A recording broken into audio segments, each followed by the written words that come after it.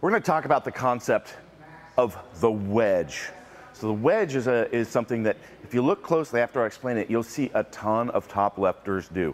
It's really easiest to show you on the deadlift and the bench press. I'm going to show you today, and it's how we actually focus on finishing the lift, squeezing ourselves under the bar, wedging ourselves under the bar, so that we're not actually thinking about lifting the bar. So if you're bench pressing, it's not how high the bar goes, it's getting into this position. Notice my shoulders are separating from the bar, I'm wedging under it. Deadlift, I'll show you really quick here, both sumo and conventional. We want to wedge our hips under the bar.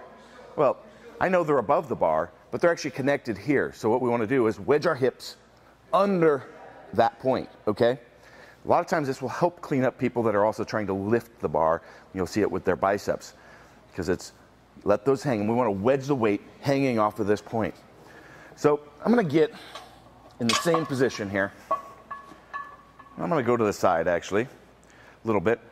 So bar is sitting right at the top of my kneecap, and I'm going to lift the bar. I'm going to pull it with my torso up over the top of my hips. Finish, locked out. Shoulders are hanging all the way.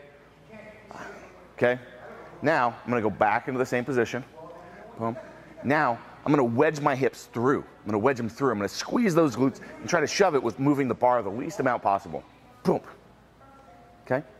You see the difference? The bar moved about half as far as when I pulled up over the top versus wedge those through. You'll see the same exact thing when I sumo. Okay.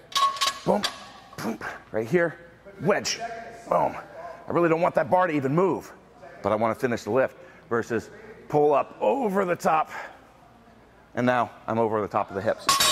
So it's a focus of what are we trying to do. So we want to crush and we want to shove those hips, wedge them under the bar, okay? We want to do that while we're leaning back, deloading some of our weight, firing those hips through. You'll see that on some of our hip firing videos, punching these through, squeezing those glutes together. Boom, trying to wedge this thing without raising the bar. We want to raise the bar the least amount possible. So we can do the exact same thing on the bench press. You come out, watch a lot of top benchers. Their bench finishes lower than where they started. And it's not, look, it's not a soft lockout. Some cases it may be, but you'll see them settle into the bench as they're going down. Boom, and then wedge under. You want to separate, you want to push, you want to squeeze those shoulders apart. Donnie Thompson explained to me on this one that you want to imagine that you've got matchsticks under your shoulder blades, and you're actually trying to crush them as you press, because you're trying to push your shoulders farther away and wedge under that bar, not lift it up. Dramatically different movement, but yields a lot of results in your lifts if you can do that.